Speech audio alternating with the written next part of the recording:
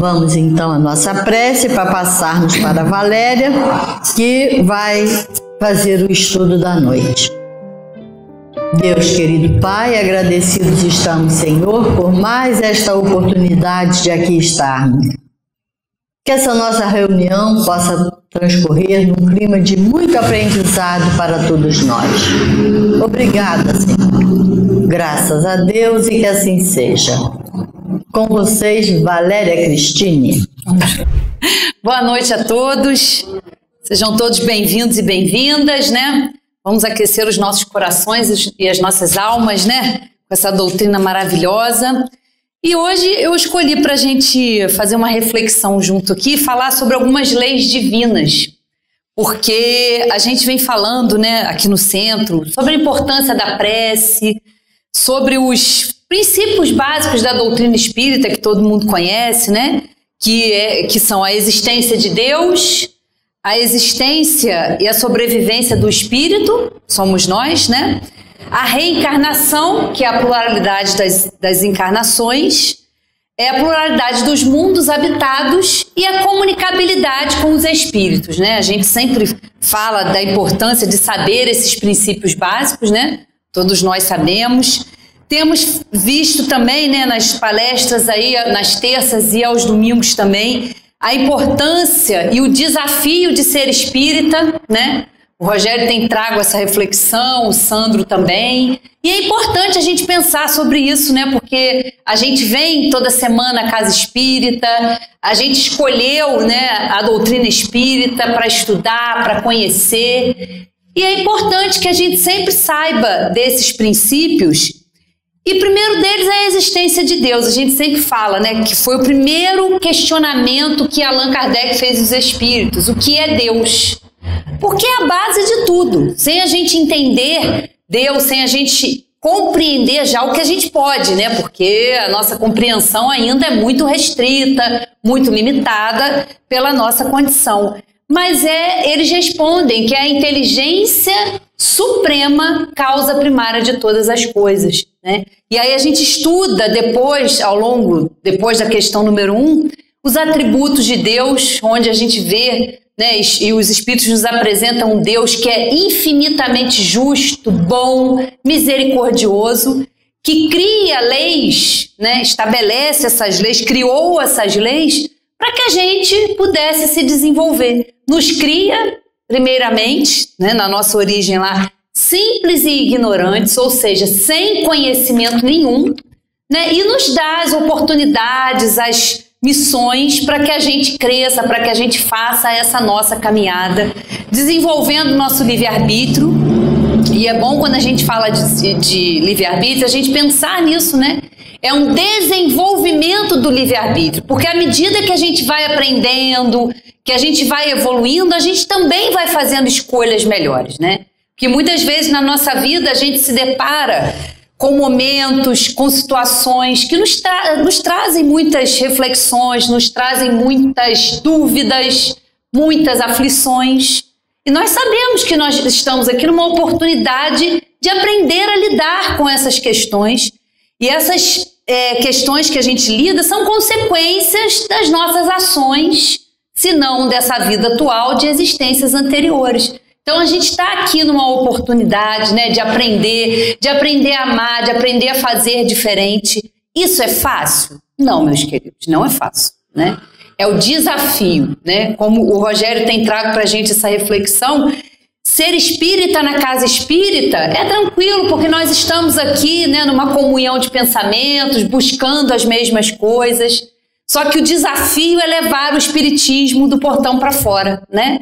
Na nossa vida aí de relação, nos nossos desafios na convivência, dentro da nossa casa, porque os desafios já começam ali no nosso núcleo familiar, né? Na sociedade, no nosso trabalho, né? Aprendendo a lidar com as diferenças que existem, né? De opiniões, de pontos de vista, e a gente sabe o quanto isso nos traz os desafios, né?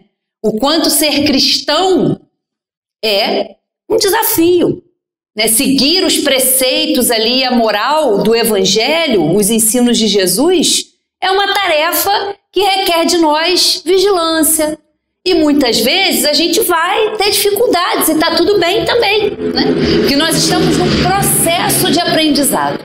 Muitas vezes a gente ainda se cobra, né? Essa perfeição que a gente não tem. A gente quer fazer diferente, mas ainda precisa trabalhar, né? Todas essas imperfeições e limitações que cada um de nós tem, né? De sermos egoístas, orgulhosos, vaidosos. Todos nós temos essas imperfeições, né? E à medida que a gente vai tendo consciência que a gente tem essas imperfeições, a gente consegue, né, ter esse olhar de aprendiz e consegue olhar o outro também dessa forma. Pelo menos a gente tem que se esforçar, né, para isso. E aí eu trouxe aqui, dentro do livro 3º, do Livro dos Espíritos, as leis morais, né, que tem aqui, são 12 capítulos, que eles vêm falar de todas as leis divinas aí, mas eu separei algumas aqui para a gente refletir, para a gente pensar também no momento que nós estamos, né, vivendo, porque a gente vê que é um momento, né, de transformação, de grandes mudanças na nossa humanidade, de desafios em que muitas coisas estão acontecendo, muitas mudanças estão se operando, né? A gente já vem passando por isso há alguns anos, não é uma coisa atual. Vamos ainda continuar algum tempo nesse planeta de transição que a gente escuta muito falar, mas a gente sabe que é um momento que requer de nós essa compreensão, porque muitas vezes a gente, diante da realidade que nós vemos no mundo, de provas e expiações, onde nós estamos, nós nos desanimamos,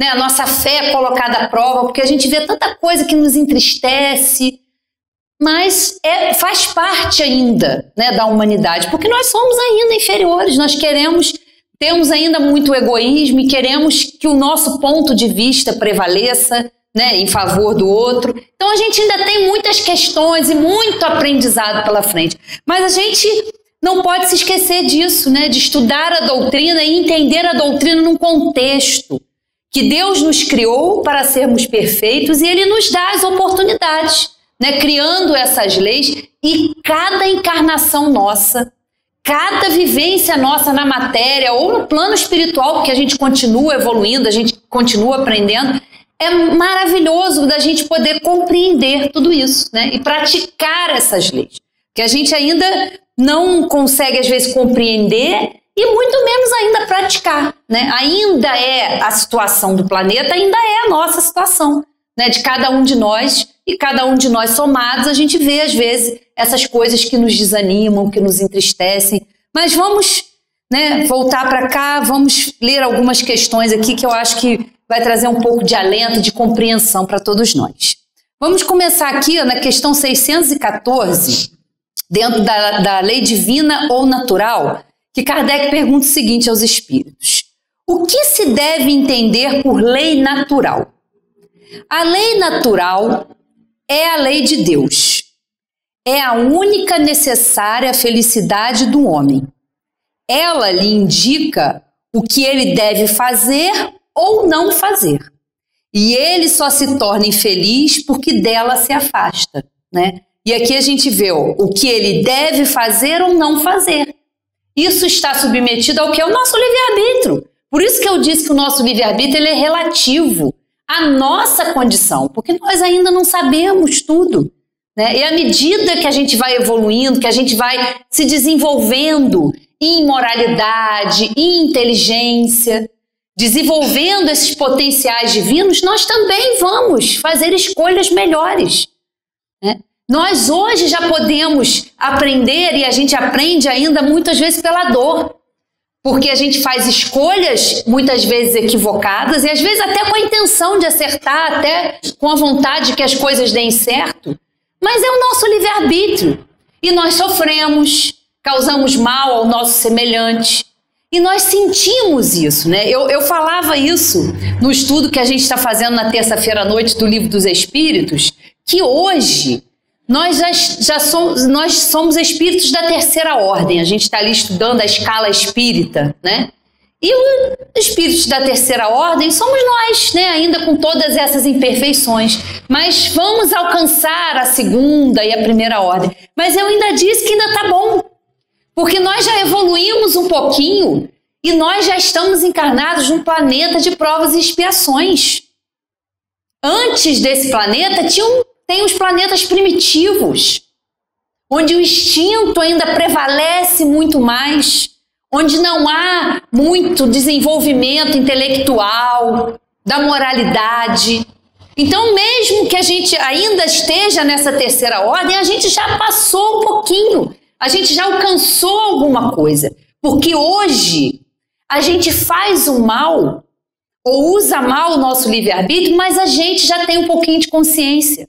A gente sabe que quando a gente procede mal, aquilo nos incomoda, né? A gente já não pratica o mal e se compraz no mal, porque nós já fomos assim.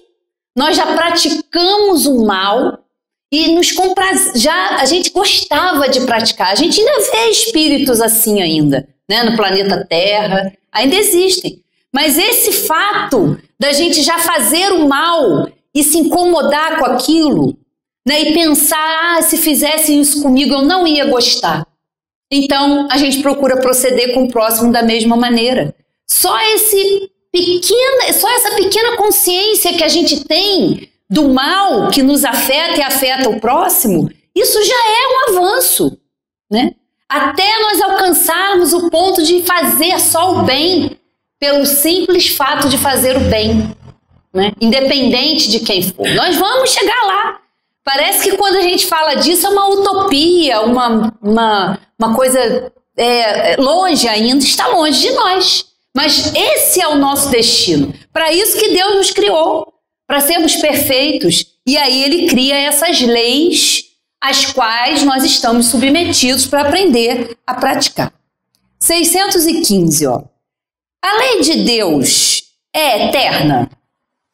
E eles respondem: é eterna e imutável como o próprio Deus. Ou seja, Deus criou essas leis e elas são imutáveis. Elas não vão ser mudadas porque nós queremos. Não, as leis existem. A reencarnação é uma lei divina. Mesmo que a gente não acredite, que as outras pessoas não acreditem, ela existe. E não há o que contestar, porque é uma lei divina. É o processo educativo que Deus criou para que nós, saindo dessa ignorância e dessa falta de conhecimento, a gente atinja a perfeição, né? Então ela é imutável. Somos nós, espíritos, que vamos nos alfabetizando, se a gente pode usar essa metáfora, nessas leis, né? Nessas leis de amor, nessas leis divinas que foram criadas aí por Deus. E aí na questão 619, dentro do item que fala do conhecimento da lei natural, ou seja, como que a gente pode conhecer essas leis, né? Kardec pergunta o seguinte, ó, 619. Deus proporcionou a todos os homens os meios de conhecerem a sua lei? E eles vão responder: todos podem conhecê-la, mas nem todos a compreendem. Os que melhor a compreendem são os homens de bem e os que desejam pesquisá-la. Não obstante, todos um dia a compreenderão, porque é necessário que o progresso se realize. Aí vem um comentário aqui de Kardec. A justiça da multiplicidade de encarnações do homem decorre desse princípio, pois a cada nova existência, sua inteligência se torna mais desenvolvida e ele compreende melhor o que é o bem e o que é o mal. Se tudo tivesse de se realizar numa só existência, qual seria a sorte de tantos milhões de seres que morrem diariamente no embrutecimento da selvageria ou nas trevas da ignorância, sem que deles dependa o próprio esclarecimento, né? Então a gente vê aqui que exatamente através da reencarnação é que nós vamos aprender essas leis, que nós vamos tomar conhecimento dessas leis naturais e vamos praticar, porque a gente vai se desenvolvendo, né? A gente vai crescendo. Então todos nós, né? Não tem essa questão de Deus cria um povo privilegiado. Não! Deus nos cria a todos iguais. Todos os espíritos. Os que hoje estão lá na primeira ordem, que são espíritos puros, passaram pela terceira ordem onde nós estamos hoje. Não há saltos na natureza, não há saltos na evolução. Todos nós vamos chegar lá e todos nós um dia vamos compreender e praticar essas leis, né? Não há ninguém que esteja isento desse trabalho e dessa oportunidade. E aí uma outra questão que é muito interessante, que é pequenininha, mas faz com que a gente pense bastante, ó, 621. Onde está escrita a lei de Deus? Onde está escrita a lei de Deus? Simples assim a resposta. Na consciência. Simples assim. Né? Ela já está em nós, mas está ali implantada, esperando que através do nosso trabalho, através do nosso livre-arbítrio, ela possa. Por isso que a gente fala que é importante a gente tomar consciência de quem nós somos, do que nós estamos fazendo aqui. Por que a gente tem que deixar o plano espiritual na convivência, às vezes com amigos, e vir para cá? Por que encarnar? Qual é a necessidade, qual é a finalidade da gente vir para cá? Será que é como muitas pessoas pensam, que é para a gente ser castigado, para a gente trabalhar? Não, ninguém está sendo castigado. Nós estamos tendo uma oportunidade maravilhosa de aprendizado. E nós, pela nossa livre escolha, estamos escolhendo a doutrina espírita, que traz esses esclarecimentos maravilhosos, porque nos ajuda a compreender, né, que nós somos seres espirituais numa existência corpórea. Porque nós sabemos o quanto é difícil isso. Deixar o plano espiritual encarnar, né? Ficar numa matéria aqui grosseira, limitada, sujeita a doenças, sujeitas a limitações. Né? A influência da matéria, meus queridos, é algo que nos entorpece, que nos ilude muitas vezes, porque a gente passa, às vezes, uma encarnação inteira aqui, né, apegado às coisas materiais ou apegado emocionalmente às pessoas. E temos essa dificuldade, porque a influência da matéria ela é muito grande, e aí às vezes a gente se entorpece, a gente acha que é daqui, né? E volta a nossa atenção, volta a nossa energia só para as coisas materiais, para as conquistas materiais. É lógico que a gente pode evoluir, né? Nós temos a lei do trabalho, que também é uma lei divina, que a gente pode trabalhar pelo nosso sustento, pelo sustento da nossa família, né? Nós temos hoje a oportunidade de tanta tecnologia. A gente estava aqui falando, né, no começo aqui, né? A gente foi mudando aqui, a gente tem... Olha o tamanhozinho da câmera que a gente tem aqui hoje, pequenininha, né? A gente apelidou ela de Rose, porque ela parece aquela... A robozinha que era a empregada doméstica do Jacksons, né? A gente apelidou ela de Rose. Olha a tecnologia, o tamanhozinho do microfone, né? A gente tem tantas coisas. A gente tem a internet, a gente tem o conhecimento na palma da nossa mão a qualquer hora. Olha que maravilha! Né? Nós precisamos entender isso e agradecer, mas precisamos entender também que isso é para o nosso benefício, que não é só focar no ter e o ser. E o nosso investimento no nosso espírito imortal. Porque nós somos imortais. Hoje nós estamos aqui, amanhã nós estaremos no plano espiritual, né? Nas oportunidades necessárias com a nossa família, com aquelas pessoas, sim, que são complicadas, com aquelas pessoas que a gente tem dificuldade de lidar, mas que são importantes. Né? Outra lei divina é a lei de sociedade. Né? Então, olha quantas coisas a gente tem para aprender, olha quantas oportunidades a gente tem. Né? Ninguém está aqui esquecido. E até os nossos irmãos que a gente vê em situações difíceis aí, né, nessa terra, nesse planeta de provas e expiações, né? Ninguém está esquecido, ninguém tá largado à própria sorte, não.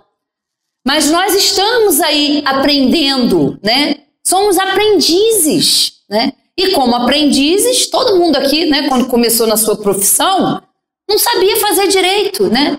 E depois a gente vai se aperfeiçoando, Né? A gente, quando começa a dirigir, ou quando começa, né, a gente aprende qualquer coisa nova, a gente fica inseguro, e depois aquilo fica automático, a gente já vai fazendo aquilo, né? Mas a gente tem que tomar assim, cuidado e observar esse automatismo que a gente vive, né? Porque senão a gente fica ali que nem máquina. E a gente tem que aprender, sim, a se observar, aprender a olhar para dentro com amor, com respeito, a olhar para o nosso semelhante, a respeitar, né, tudo que é obra da criação, tantas maravilhas que a gente tem aí, né, na nossa natureza, tantas coisas que nos ensinam, a natureza nos ensina tantas coisas, né? Tudo é obra de Deus, então a gente tem que respeitar, né? Então, à medida que a gente vai evoluindo, a gente vai aprendendo a ler essas leis que estão escritas na nossa consciência, né? Ler e praticar na medida do que a gente já pode, né? Sabiamente já estão na nossa consciência, já está lá, já está em nós, e a gente precisa desenvolver, né? E aí, vamos seguir agora para outra lei divina, que nós vamos falar aqui um pouquinho, que é a lei do progresso. E que é muito interessante da gente estudar, porque a gente olha assim, progresso. De que progresso ela está falando, né? E muitas vezes a gente acha que está voltando para trás, que a gente não está progredindo. Como assim progredindo, né? Mas a gente sabe que nós estamos progredindo intelectualmente. Moralmente, já a gente está um pouquinho ainda mais atrasado, um pouquinho mais devagar, mas vamos lá, estamos sim, né? E a gente vai ver aqui.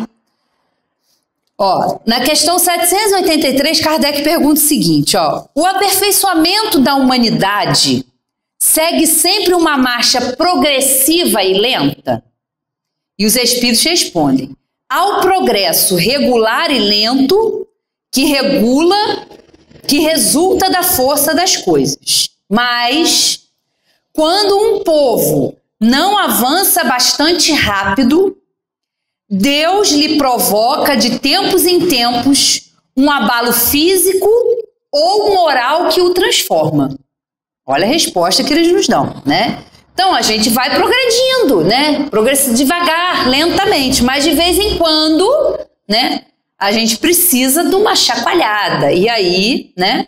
Tá aqui, ó. Deus lhe provoca de tempos em tempos um abalo físico ou moral que o transforma. Então a gente vê que tudo isso, que às vezes a gente passa, os flagelos destruidores, muitas coisas que a gente vê, não são por acaso. Nós não passamos por uma pandemia por acaso. Não, nada é por acaso, né? Muitas pessoas despertaram, viram a necessidade de ajudar o próximo, viram também a dificuldade de conviver dentro de casa, né? Porque na pandemia a gente foi obrigado ali a ficar dentro da nossa própria casa, né?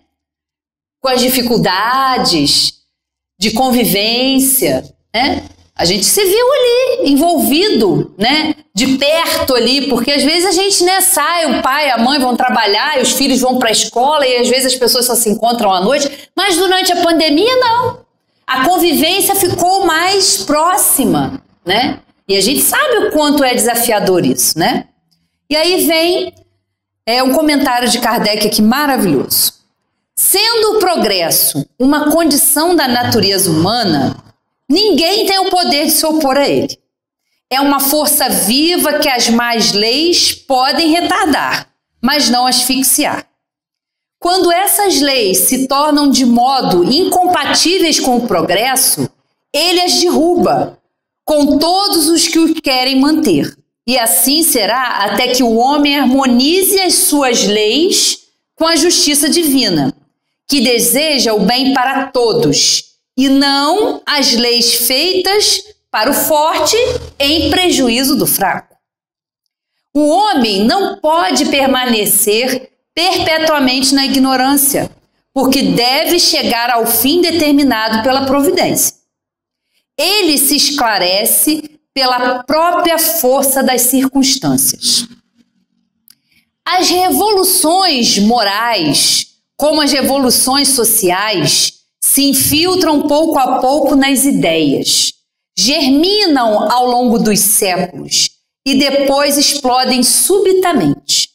fazendo ruir o edifício carcomido do passado, que não se encontra mais de acordo com as necessidades novas e as novas aspirações.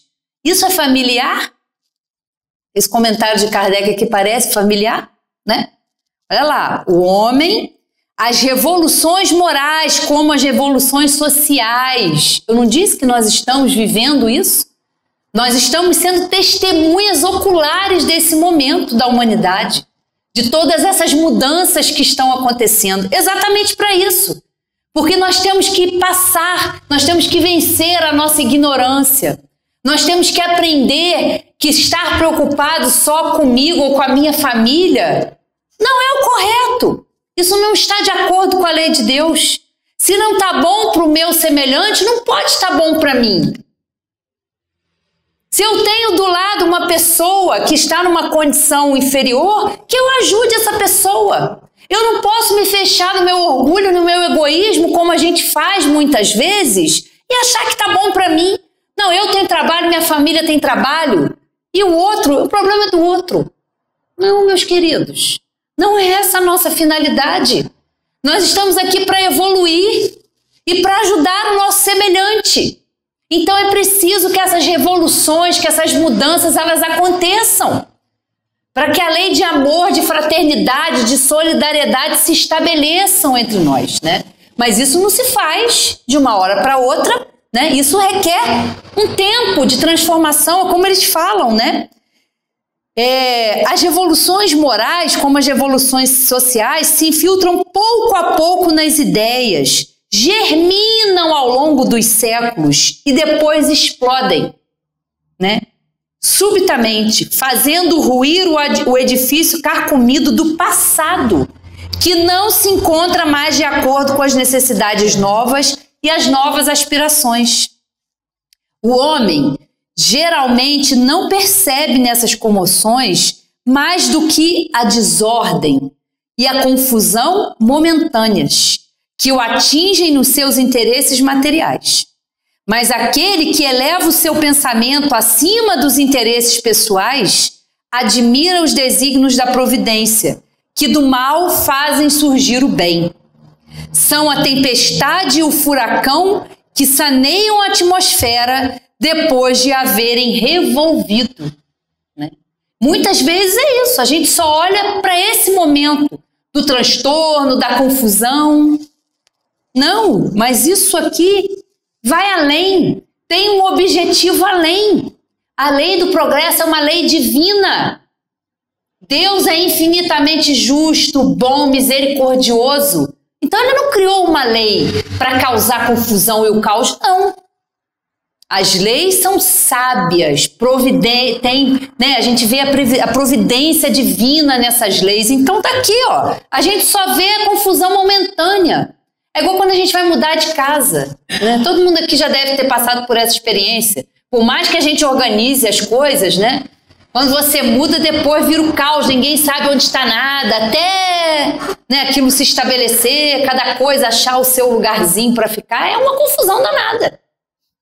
Depois as coisas vão se ajeitando, então, da mesma forma aqui. E aí, continuando aqui na 784, ó. A perversidade do homem é bastante intensa e não parece que ele está recuando em lugar de avançar, pelo menos do ponto de vista moral? E eles vão responder: enganas-te. Observa bem o conjunto e verás que ele avança, pois vai compreendendo melhor o que é o mal e dia a dia corrige os seus abusos. É preciso que haja, prestemos atenção nisso aqui, é preciso que haja excesso do mal para fazer-lhe compreender as necessidades do bem e das reformas, né? E a gente vê isso hoje, né? O excesso do mal, o escândalo, em vários pontos da nossa sociedade, né? Nas leis sociais, na política, a gente vê várias coisas acontecendo, né? E tá lá. É preciso, às vezes, o excesso do mal Por quê? Para que a gente sinta a necessidade do bem e de fazer diferente. É como eu disse, nós temos a liberdade, nós usamos o nosso livre-arbítrio. E muitas vezes os resultados das nossas ações não são bons. Nos fazem sofrer, fazem o nosso semelhante sofrer. Mas às vezes é necessário que esse mal aconteça para a gente ver a necessidade do bem. Mas não é só a necessidade do bem no outro, é do bem na gente. Do que precisa ser reformado em nós. Porque a gente tem muita facilidade, meus queridos, né, de enxergar o outro, de julgar o nosso semelhante, de querer reformar o outro. Mas e nós? E o nosso olhar para nós? E o que precisa em mim de reforma? O que eu preciso mudar? Porque a gente quer sempre mudar o outro, né? E o outro vai mudar se ele quiser. Mas o que eu preciso mudar? Que reforma eu preciso fazer em mim? O que essa doutrina me ajuda? Quantos anos eu estou na doutrina espírita? O que ela tem provocado em mim de mudança? Esse tipo de reflexão que a gente tem que fazer. É esse tipo de reflexão que a gente tem que ter quando a gente estuda aqui as leis divinas. Qual é o bem que eu quero para mim e para o meu semelhante, né? Então tá aqui, é necessário, é preciso que haja excesso do mal para fazer-lhe compreender as necessidades do bem e das reformas. Nós temos aí as redes sociais, né, que é um avanço aí, mas a gente vê aí as pessoas, né, opinando muitas vezes sem ter conhecimento, às vezes, daquele assunto, e todo mundo, né, se acha às vezes no direito de falar, sem conhecimento de causa, muitas vezes, de dar as suas opiniões, sem pensar se vai ofender o outro, se vai desrespeitar o outro, né? Mas é bom, porque as pessoas estão se mostrando como elas são. É preciso que isso venha à tona. É preciso que o nosso lado, né, das sombras, o lado que a gente não quer ver, venha à tona, que a gente tenha consciência dele. Como que a gente vai deixar de ser orgulhoso, por exemplo, se a gente não admite que é orgulhoso? Né? A gente acha que é o outro é o problema. É sempre o outro é o problema. Né? Eu costumo falar aqui, né, na família, tem sempre aquele ali, né, que a gente julga, que é o problema. Mas será que é só o outro que é o problema? Será que o problema não sou eu? Será que eu é que não tenho essa dificuldade de ouvir uma opinião contrária? Será que é sempre o outro que é complicado? E o quanto eu sou complicado? Né? Fica aí essa reflexão aí. Vamos seguindo aqui na questão 799, que também é muito boa. Olha só. De que maneira o Espiritismo pode contribuir para o progresso? Ou seja, né, nós estamos aqui estudando a doutrina e de que forma, né, o Espiritismo pode contribuir para o progresso? Destruindo o materialismo, que é uma das chagas da sociedade. Ele faz os homens compreenderem onde está o seu verdadeiro interesse. A vida futura, não estando mais velada pela dúvida, o homem compreenderá melhor que pode assegurar o seu futuro através do presente, destruindo os preconceitos de seita, de casta, de cor. Ele ensina aos homens a grande solidariedade que os deve unir como irmãos. Eu não disse que quando a gente vem para cá, quando a gente encarna, a matéria nos entorpece, a gente se ilude com as coisas da matéria? Então é exatamente aí, ó, destruindo o materialismo, fazendo com que a gente compreenda quem nós somos, qual é o nosso papel aqui e quando a gente deixar, para onde nós vamos, qual vai ser a nossa situação futura, como que nós vamos retornar para o plano espiritual. Será que a gente vai se felicitar com a gente mesmo ou a gente vai se entristecer pelas nossas escolhas? Né? Porque quando a gente voltar para o plano espiritual, nós mesmos vamos poder avaliar se nós utilizamos bem o nosso tempo, se nós aproveitamos as oportunidades que nós tivemos de ser melhores, de fazer o bem. Somos nós. Ninguém vai nos julgar. Não vai haver um tribunal onde a gente vai ser julgado, não. O tribunal é da nossa própria consciência. Quando a gente retornar, será que eu me esforcei o suficiente? Será que eu melhorei um pouquinho nessa oportunidade que eu tive agora na terra que eu acabei de deixar? Né? Seguindo aqui na questão 800, ó. Essa daqui é maravilhosa. Não é de temer que o espiritismo não consiga vencer a indiferença dos homens e o seu apego às coisas materiais, né? Será que o espiritismo vai conseguir? Seria conhecer bem poucos homens, pensar que uma causa qualquer pudesse transformá-lo como por encanto. As ideias se modificam pouco a pouco com os indivíduos e são necessárias gerações para que se apaguem completamente os traços dos velhos hábitos. A transformação, portanto, não pode operar-se a não ser com o tempo, gradualmente, pouco a pouco. Em cada geração, uma parte do véu se dissipa. O espiritismo vem rasgá-lo de uma vez, mas mesmo que só tivesse o efeito de corrigir um homem de um só dos seus defeitos, isso seria um passo que o faria dar. E por isso, um grande bem, porque esse primeiro passo lhe tornaria os outros mais fáceis. Ninguém se transforma. Não adianta a gente estudar a doutrina e falar, não, amanhã é segunda-feira, né? Segunda-feira a gente gosta de começar as coisas. Não, amanhã eu vou acordar diferente, eu vou fazer diferente. Vamos com calma, né?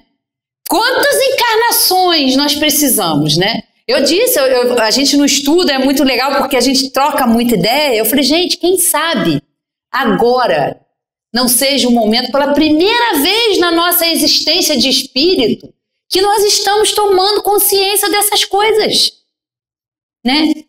Equívocos e equívocos, encarnações e encarnações. Quantas vezes nós já vivemos, nós já tivemos experiências? Muitas e muitas vezes. Talvez seja agora a primeira vez que a gente tenha, né, esteja tomando consciência de tudo isso, do quanto a gente precisa ainda de reforma, do quanto a gente precisa do autoconhecimento, né? E não é de um dia para o outro, precisam gerações. As ideias vão mudando, vão se transformando. Porque o mundo precisa de reformas, sim. Por que que a gente se desenvolve muito rápido intelectualmente e moralmente a gente está mais atrasado? Porque o desenvolvimento moral depende de cada um de nós, né? Cada um de nós tem um pouquinho de egoísmo, então soma um pouquinho, vai dar o que a gente vê no planeta, né? Que às vezes nós temos na pequena proporção ali na nossa vida, no nosso íntimo, e às vezes a gente vê aí se desdobrar em disputas, em guerras, porque aí, né, são pessoas que têm poder, que às vezes usam aí, né, o egoísmo, o orgulho e a vaidade para, né, a força, para suprimir o fraco, para oprimir o que pensa diferente, né? Mas é um somatório que vai acontecendo, somos nós. Então, se a gente quer um mundo melhor, um mundo de paz, um mundo harmonioso, vamos começar conosco, no nosso mundo íntimo, né? Seja você a paz que você quer ver no mundo, né? Isso começa em nós, não é de fora para dentro, é de dentro para fora. É nas nossas atitudes, é nos nossos pensamentos, no dia a dia, né? Por isso que é um desafio ser espírita, por isso que é um desafio conhecer essa doutrina. Porque nós estamos tendo a oportunidade de conhecer e nós somos mais responsáveis por isso. Porque nós estamos fazendo essa escolha. Ninguém está aqui obrigado, nós estamos aqui exercendo o nosso livre-arbítrio, a nossa livre escolha, né? E nós somos responsáveis por isso, né? Então, não é de uma hora para outra, não é um passo de mágica. Não, não é assim.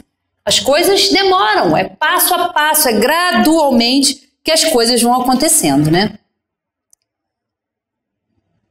E aí, vamos falar agora da lei de igualdade, né? Na questão 803.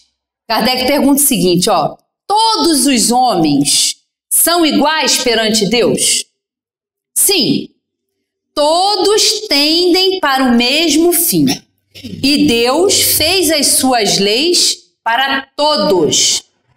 Dizeis frequentemente, o sol brilha para todos. E com isso dizeis uma verdade maior e mais geral do que pensais. Todos os homens são submetidos às mesmas leis naturais. Todos nascem com a mesma fragilidade, estão sujeitos às mesmas dores e o corpo do rico se destrói como o do pobre. Deus não concedeu, portanto, superioridade natural a nenhum homem, nem pelo nascimento, nem pela morte. Todos são iguais diante dele.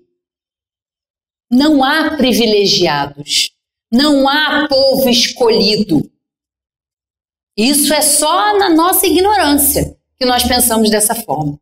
Por isso que nós temos sim que respeitar o nosso semelhante, porque o que dói nele, dói em nós. Né? A dor da perda, uma doença, não importa se a pessoa está num palácio ou se ela está num barraco. O sofrimento é o mesmo. Diante da morte, nós somos todos iguais. Ninguém vai ter lugar privilegiado em lugar nenhum no céu, porque faz ou deixa de fazer, porque paga ou não paga o lugar no céu. Isso não existe. Né? Todos somos iguais, não há privilegiados, né? Como Kardec diz aqui, ó, Deus não concedeu, portanto, superioridade natural a nenhum homem, nem pelo nascimento, nem pela morte. Todos somos iguais. Todos nós somos submetidos a essas leis, né? Importante que a gente saiba disso. Seguindo aqui, vamos para a questão 833.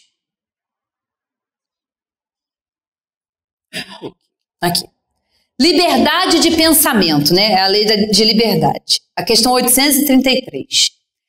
Há no homem qualquer coisa que escape a todo constrangimento e pelo qual ele goze de uma liberdade absoluta? É pelo pensamento que o homem goza de uma liberdade sem limites, porque o pensamento não conhece entraves. Pode impedir-se a sua manifestação, mas não aniquilar. Aí vem Kardec na veia, né? O homem é responsável pelo seu pensamento? Ou seja, a gente pode pensar o que a gente quiser. A gente é livre, a gente tem liberdade absoluta nos nossos pensamentos. Mas aí vem Kardec. O homem é responsável pelo seu pensamento? É responsável perante Deus. Só Deus, podendo conhecê-lo, condena-o ou absolve, segundo a sua justiça. Ou seja, a intenção. Né? Então, assim, a gente é livre, somos livres. Tem algo que a gente pode ser, onde a gente pode ser livre é com os nossos pensamentos. Mas nós temos responsabilidade com os nossos pensamentos. Né? E aí, às vezes, a gente fala assim, mas isso é tão cansativo, isso dá tanto trabalho. Dá. Porque a gente, quando começa a pensar... né? A gente pensa direto, porque o pensamento ele é um atributo do espírito. Né? Se o espírito é imortal, a gente está sempre pensando, né? Então a gente precisa também observar os nossos pensamentos. A frequência que nós estamos emitindo, por isso a gente vem falando aqui em algumas reuniões da importância da prece, dessa conexão, né, com a espiritualidade, de pedir ajuda, de agradecer, porque é importante. Porque num momento que nós estamos, como esse, de mudanças e de uma revolução moral que se opera, né, nós temos muitas influências sobre nós. Nós estamos influenciando o plano espiritual e o plano espiritual também está nos influenciando. A nossa relação ela é constante. Né? Então nós precisamos estar atentos aos nossos pensamentos, queridos. Dá trabalho? Dá. né? Às vezes a gente vai ficar com preguiça e vai deixar o pensamento embora. Vai, isso é normal, e tá tudo bem. Mas a gente precisa entender, a gente é livre, mas a gente também é responsável por ele. Pensar, a gente pode pensar o que a gente quiser, né? Que a gente procure pensar mais no bem, né? Mas tem dia que a gente tem vontade de, né? A gente tem aqueles pensamentos maus. E graças a Deus que a gente não tem oportunidade, às vezes, de realizar, né? Porque às vezes a gente pensa, mas a própria espiritualidade fala, meu Deus, tem que ajudar a criatura lá, porque se deixar, ela vai realizar aquilo. E a gente tem que, né? Quantas vezes a gente se pega pensando coisas que a gente não gostaria, né? A respeito da gente mesmo, a respeito do nosso semelhante. A gente pensa o que a gente quiser, mas temos que ser responsáveis, até porque tem uma outra lei que é a lei de sintonia, né? Nós somos livres para pensar. Nós, quando pensamos, emitimos fluidos ali, movimentamos o fluido cósmico universal com os nossos pensamentos. Então, como diz a Sueli, que eu adoro esse exemplo que ela dá, é como um bumerangue, né? A gente pensa e o pensamento vai, que nem o bumerangue. Só que o bumerangue vai e volta, e nós também. Nosso pensamento vai. Só que vão se juntando pensamentos semelhantes e esse pensamento retorna para nós. Então, no momento de desarmonia, no momento de irritação, que todos nós vamos passar, aquilo que é uma coisa pequenininha pode se transformar numa coisa muito grande, porque outros pensamentos vão se somar, né? Por isso a gente fala da importância da prece, com o anjo da guarda o tempo todo, independente de lugar, de quantidade de palavras. A gente sabe que o que manda na prece, o que a torna verdadeira, é a que vem do coração. É aquele pedido de ajuda, é aquela humildade que a gente tem que ter, né? Aquela confiança que a gente tem que ter em Deus, de que Ele sabe das nossas necessidades, elas são atendidas de acordo com o nosso merecimento, com a capacidade que a gente tem de lidar com aquelas coisas. Então, fica aí essa questão do pensamento, né? Vamos lá agora. 893. Ele já vai para a perfeição moral, né? Que é o capítulo 12. E tá lá, ó. Na questão 893, está dentro da perfeição moral. Qual a mais meritória de todas as virtudes? Todas as virtudes têm o seu mérito, porque todas são indícios de progresso no caminho do bem. A virtude, sempre que há resistência voluntária ao arrastamento das más tendências. Mas a sublimidade da virtude consiste no sacrifício do interesse pessoal para o bem do próximo, sem segunda intenção. A mais meritória é aquela que se baseia na caridade mais desinteressada, né? Então, qual é a mais meritória de todas as virtudes? O desinteresse pessoal, né? Olha lá, todas as virtudes têm o seu mérito porque todas são indícios de progresso no caminho do bem. A virtude, sempre que há resistência voluntária ao arrastamento das más tendências, ou seja, todos nós temos mais tendências a serem trabalhadas, queridos. São as imperfeições, orgulho, a vaidade, né, a ambição, tudo isso são mais tendências que nós temos como espíritos. E todas as vezes que a gente resiste, que a gente tem aquela vontade de dar vazão à nossa inferioridade e a gente se conecta através da prece, que a gente eleva a nossa frequência, né? Como disse o Rogério na semana passada, aquela vontade de pegar no pescoço de alguém, mas a gente já não pega.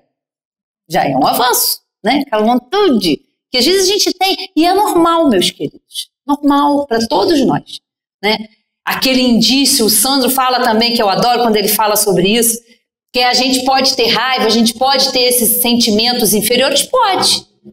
Mas que seja breve, não convidar para sentar e tomar um cafezinho, né? Porque aquilo se multiplica. É tentar, né, resistir àquela má tendência, né?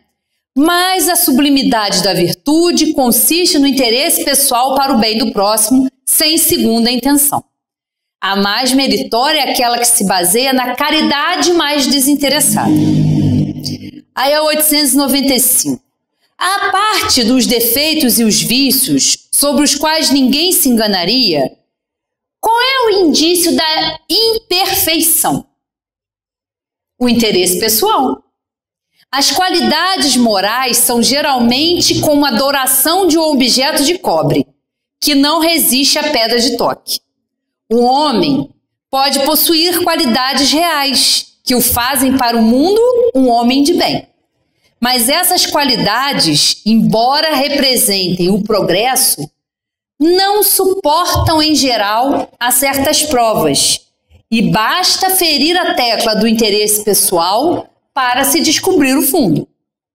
O verdadeiro desinteresse é de fato tão raro na Terra que se pode admirá-lo como um fenômeno, quando ele se apresenta.